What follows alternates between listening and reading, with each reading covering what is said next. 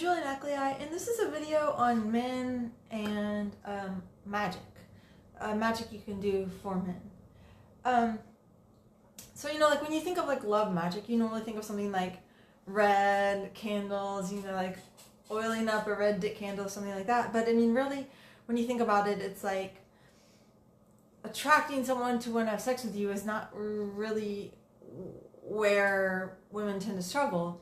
It's really easy for men to just want to fuck something. But the problem is, once you're actually in a relationship with the man, probably the majority of them tend to be problematic.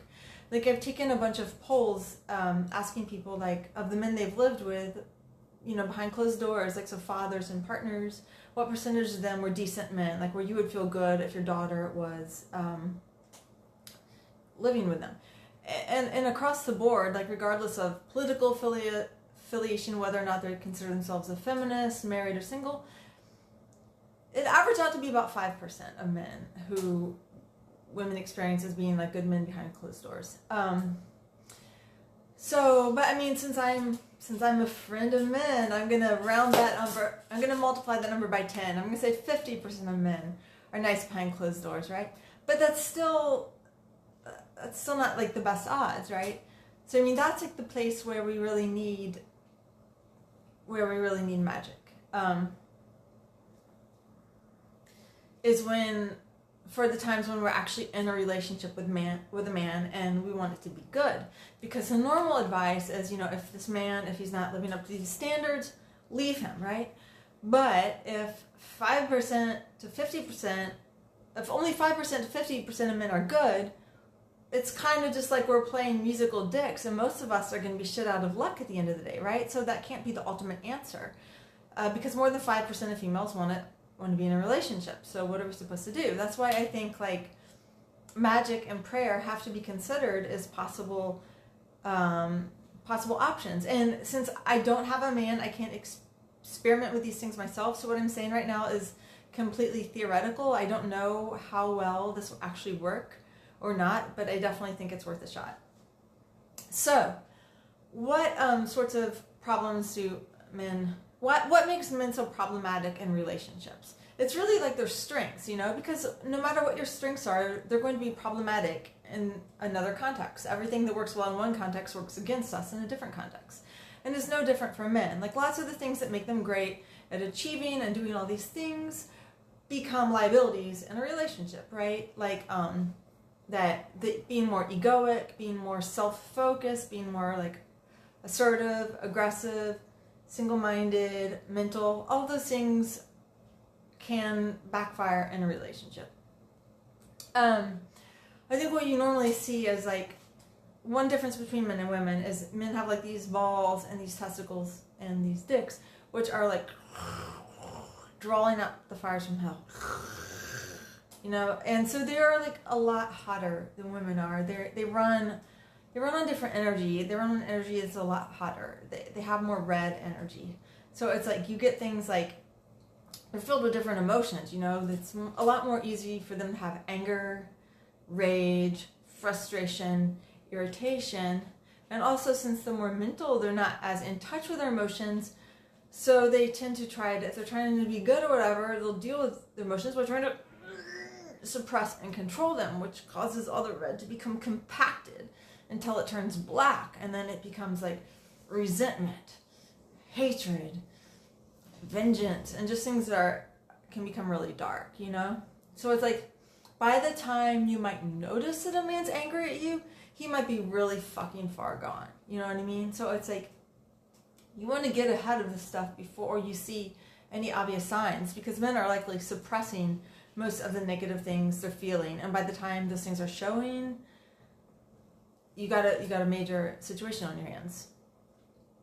And then the other thing is that since men aren't as in touch with their own emotions, they will more tend to project, right? Because they don't really know why they're feeling what they're feeling. They only know they're feeling something bad, and then they see you standing there, and it's you that's making them feel bad, It's like, that's kind of how it works, because they don't know why they're feeling what they're feeling, and so the negative projections tend to get put onto the female, which also protects their ego. Since men are more ego oriented, they need to protect their ego. And making you the source of their bad feelings helps them to feel like good about themselves, right? Because like they're like this awesome guy, but you're just not living up to their standards. You're not treating them well. You've just pushed them too far with your whatever you've done. But you can't really, if women will keep trying to change themselves, keep trying to work things out, but it doesn't really work, because when a person is projecting, it doesn't matter what you do. You can't stop that from happening, You can try to be extra nice, but that could come across as sinister or manipulative. You could try to give them space, but that could come across as you not caring about them. So it's like, when you're in the projection game, you can't win. And astrologically, women tend to be the targets of projection in general. Why? Because we're simply more absorbent, we're more soft and porous, and those are the sorts of things that attract projections and kind of tend to absorb other people's negative energy. Like a classic magic spell, for if you're under attack by a lot of negative energy, is you take a cute little egg, you write your name on it, draw your face on it, and then the egg, and you keep it with you, and then the egg is going to get hit by the negative energy before you will. Why? Because the egg is more vulnerable. He's like 0 years old. So having a vulnerable little egg, the egg takes all the blows and you come out unscathed. And so that's kind of the same dynamic that can happen between men and women. The women kind of absorb the negative energy because they're softer and more absorbent than the men, right? And the men see that happening and they feel like, she's, deserving it, because that's what normally happens, when we have some kind of scapegoat in our lives. We see the scapegoat as being the cause of all problems and deserving what happens to them. So those are like some of the dynamics that can tend to happen between men and women, and sometimes in maybe more subtle ways, but other times in extremely obvious ways. So what can we do about this? Now, like I said, this is just theoretical because I haven't had the opportunity to do experiments. So you can do them for me and let me know what happens. But I think that since it's like, we can, like with a dog, we can take almost any dog and train it to be a good dog. But why can't we do that with men? One reason we can't do that with men is because we don't have that type of power over them. Like when we're training an animal, the animal is under our control. We control its food. We control, you can train something, or training soldiers. Those soldiers are under the control of the army. It's like easy to modify something's behavior when you have control over it. But, women don't have that type of control over men. We don't want that type of control over men. Men don't want us to have that type of control over them. So modifying their behavior in the same way you train a dog, I don't think is going to be very easy to do. So that's why prayer and magic become two reasonable avenues to try to improve the situation.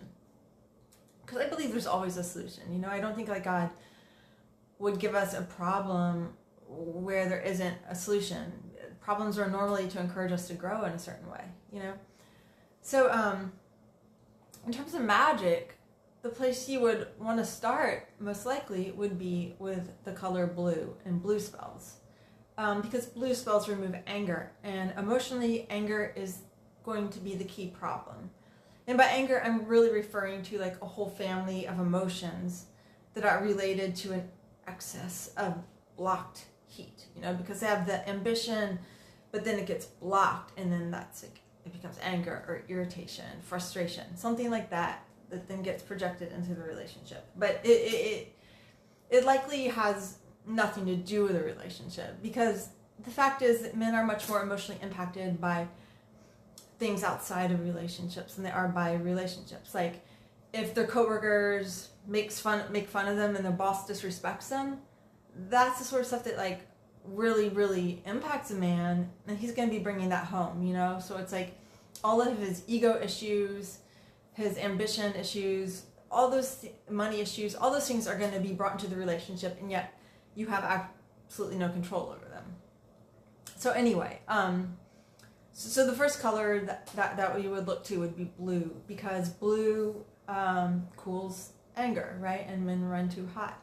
Women tend to run cold, so we're like, let's snuggle. Men tend to run hot, so we're like,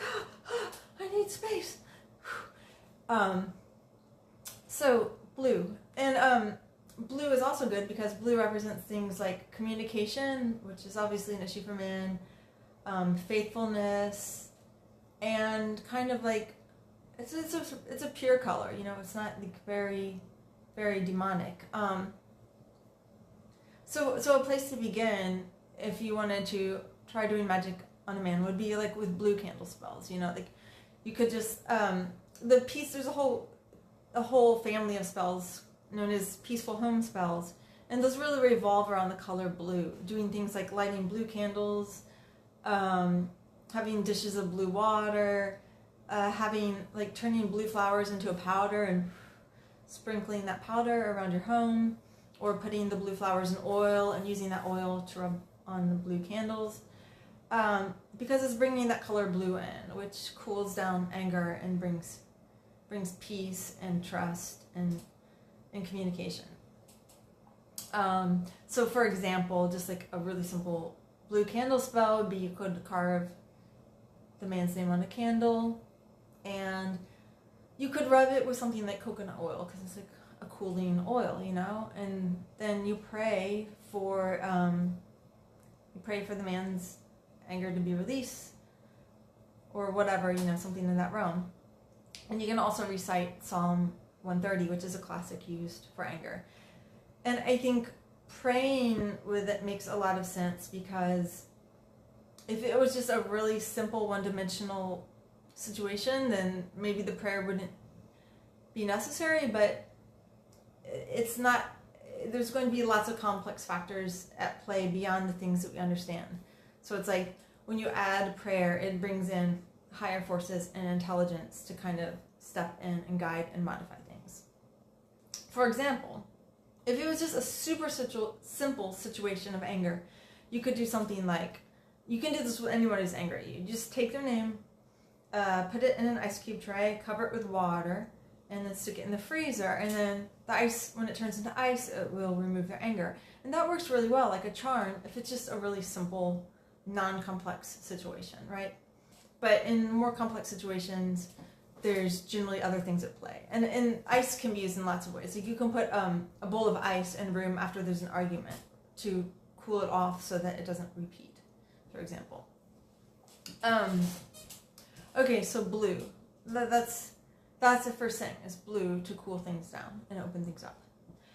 But the thing about it is that when men have a problem with anger and compacted anger, it's normally because there's something that's not right in their mind, on their spiritual mind, you know? And that's because men will sometimes warp their mind in order to protect their ego. An example of this would be seeing other people as being at fault rather than seeing themselves as having faults, because this just makes it easier for their ego, you know, and then gives them control in relationships. And so sometimes they'll do something like that. They'll set things up in their mind. So it's like the math is such that you always come out on the bottom. You always come out to blame. It's always your fault, you know, because they just got set up that way. That's how the math is working. And so for that, you need like the color white, because white represents God, and it represents goodness and spirituality and kind of what is good coming into the mind to set it right. You know, so like burning white candles or that sort of thing. But I think I'm going to come back to more magical ideas later on.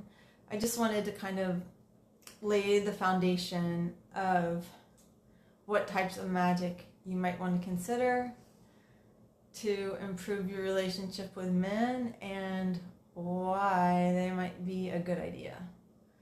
And also, when it comes to white spells, this would include prayer, which I would consider a form of a white spell. And you would want to pray for them. You'd want to pray for them to basically, in some form, to become better men. You'd want to pray for them to be, you know, divinely guided and guided by God's will and have their mind cleaned by God's mind. But in a sense, you want to, it's not even so much about praying for their happiness as praying for their goodness, because that's a realm in which men can need help, you know. Because when the red gets blocked, it turns into black, and then it's hard for them to really be good at that point. But if they have a lot of white, it can really keep that, it can balance out the black, you know, so the black can become a source of power rather than a source of just like destruction. Yeah, so I feel like I'll have a lot more to say on this later, but for now, that is all I'm going to say. Please let me know if you have any thoughts on the subject. I'm Julie Neckley. Thank you. Bye.